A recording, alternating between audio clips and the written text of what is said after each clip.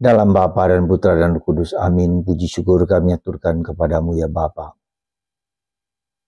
Kami selalu kau ingatkan untuk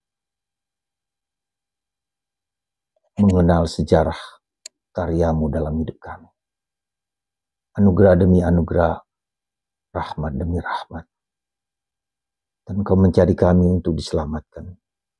Seperti kau menyelamatkan bangsa Israel, gereja, para kudus, dari segala situasi mereka kepada persatuan dengan putramu. Terpujilah namamu kini dan sepanjang segala masa. Amin. Para saudara, setelah Tuhan mengeraskan Firaun dan orang-orang Mesir untuk tidak mengizinkan bangsa Israel keluar dari perbudakan, maka akhirnya orang-orang Israel dipaksa setelah memberikan korban anak domba ya, yang jantan, dikorbankan, darahnya diletakkan di pintu rumahnya. Kemudian mereka harus membuat adonan yang tidak beragi dan membawa kurang lebih 600.000 lelaki, tidak termasuk anak-anak dan tidak termasuk istri. Maka mereka pergi berjalan dalam jumlah yang jutaan itu menuju ke tanah terjanji. Ya. Dan di situ Tuhan sekali lagi melindungi mereka dengan pasukan Tuhan. Ya, pasukan Tuhan mendampingi mereka supaya tidak dihancurkan oleh orang-orang Mesir. Jadi sekali lagi Tuhan mendampingi perjalanan hidup kita. Perjalanan dalam diri kita, perjalanan yang penuh pengharapan. Hidup adalah perjalanan, hidup adalah perjalanan. Dan Tuhan mendampingi kita.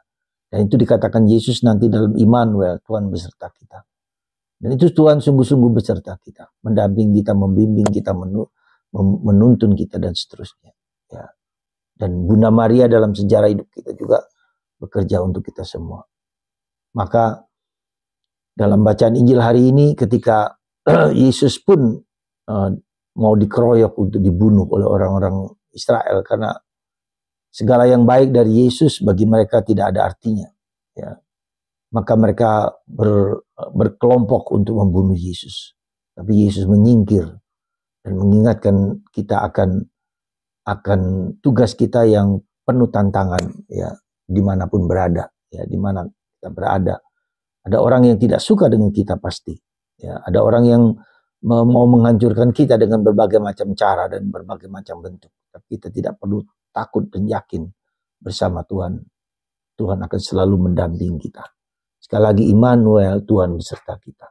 Immanuel, mari kita rasakan, hayati pendampingan Tuhan dalam diri kita. Dan kita mendengarkan pendampingan Tuhan itu kapanpun, saat apapun. Dan itulah Tuhan yang hidup, yang selalu datang bersama kita, mendampingi kita.